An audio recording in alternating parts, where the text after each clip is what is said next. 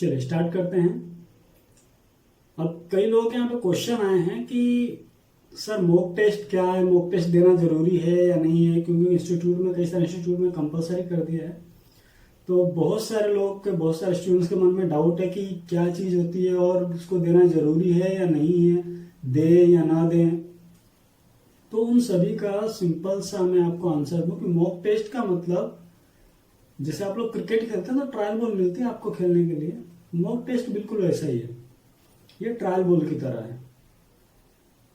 जो इंस्टीट्यूट है वो मॉक टेस्ट के द्वारा कंफर्म करता है कि जो भी वहां के विद्यार्थी हैं, जो स्टूडेंट हैं, वो सभी तैयार हैं एग्जाम देने के लिए, एग्जाम में बैठने के लिए। अब चाहे आप ऑनलाइन एग्जाम दे रहे हो, स्टेट लेवल के एग्जाम दे रहे हो, पीएससी दे रहे हो, यूपीएससी दे रहे हो, सबके लिए मॉक टेस्ट का प्रावधान जो बना करके रखा हुआ है वो इसीलिए ताकि स्टूडेंट पहले से प्रिपेयर हो सके उस एग्जाम के लिए।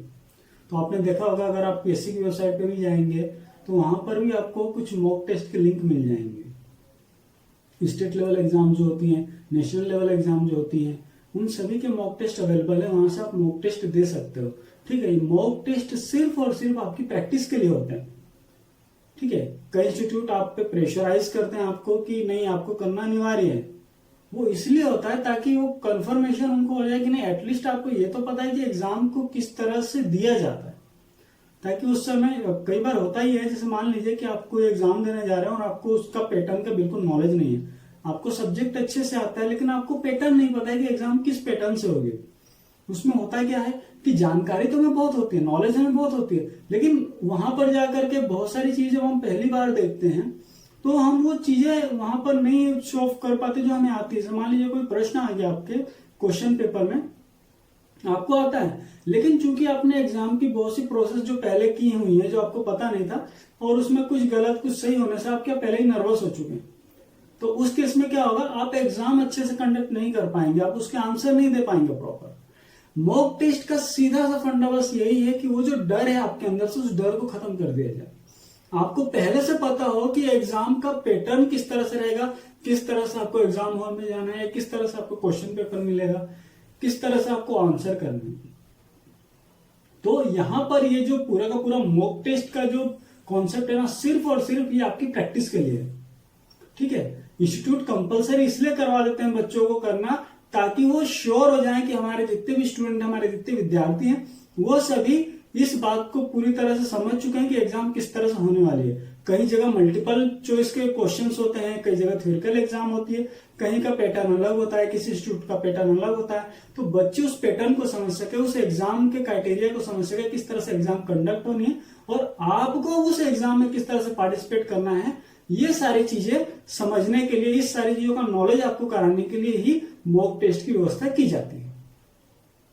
और मॉक टेस्ट सभी को देना अनिवार्य इसलिए किया गया ताकि सबके अंदर कॉन्फिडेंस बिल्डअप हो जाए। कॉन्फिडेंस का होना आपके अंदर बहुत जरूरी है। ठीक है, अगर आप पहले से पता है कि इस तरह से मुझे जाना है एग्जाम हॉल में, इस तरह से रोल नंबर इंटर करना है, इस तरह से बाकी सारी चीजें फॉर्मेलिटीज कंप्लीट करनी है और इस तरह से क्वेश्चन आएंगे जिनके आंसर हमें इस तरह से करना है, तो क्या होता है, आपका कॉन्फिडेंस लेवल बढ़ता है कि अब तो आपको क्या, सिर्फ और सिर्फ आपको अपने सब्जेक्ट पे फोकस करना है। ठीक है, अब कॉन्फिडेंस लेवल लूज होने का जो अभी करंट एग्जांपल में बात करूं तो अभी आप लोगों ने देखा होगा अफगानिस्तान और तालिबान वाला केस।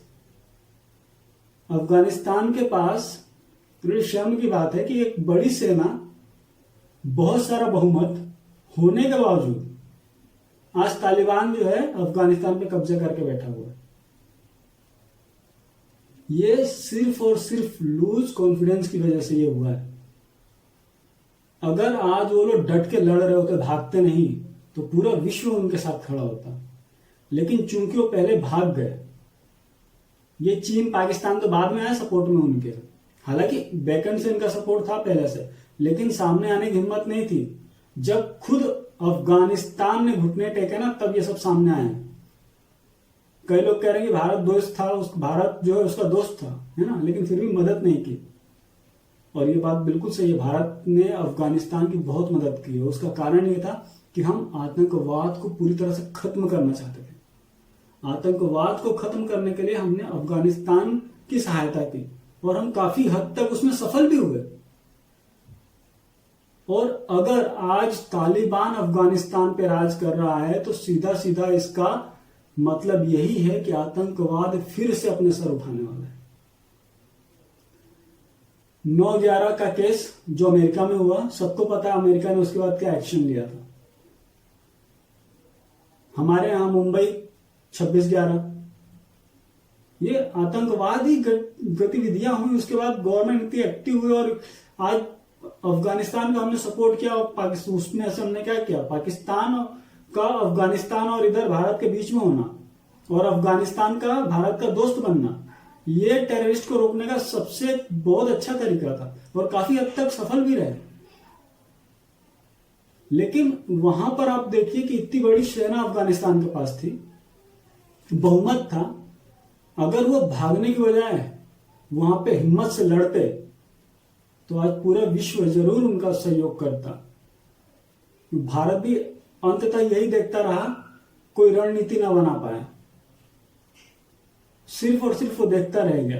क्यों? वो चाहता था मदद करना, लेकिन अफगानिस्तानियों ने मदद के लिए रास्ता नहीं छोड़ा।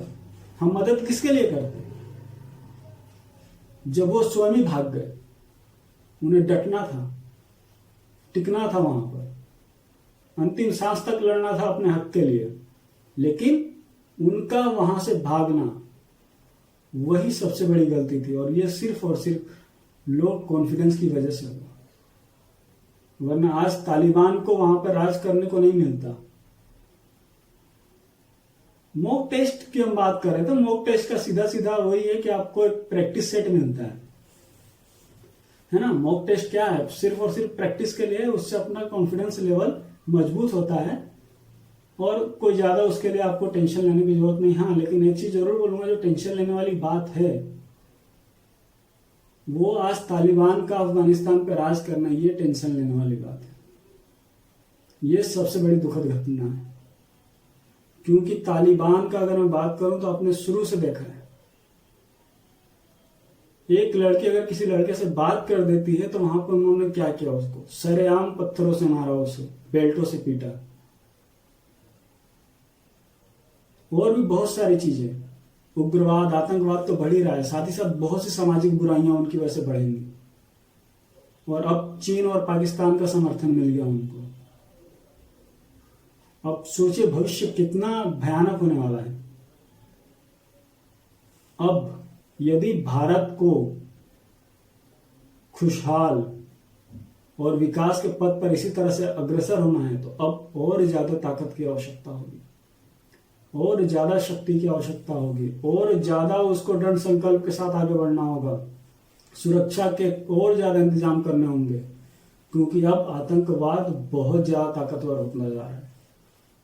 जितने भी हाई कमान हैं तालिबान के, सब के सब सिर्फ और सिर्फ आतंकवाद का समर्थन करते हैं और आतंक ही फैलाते हैं।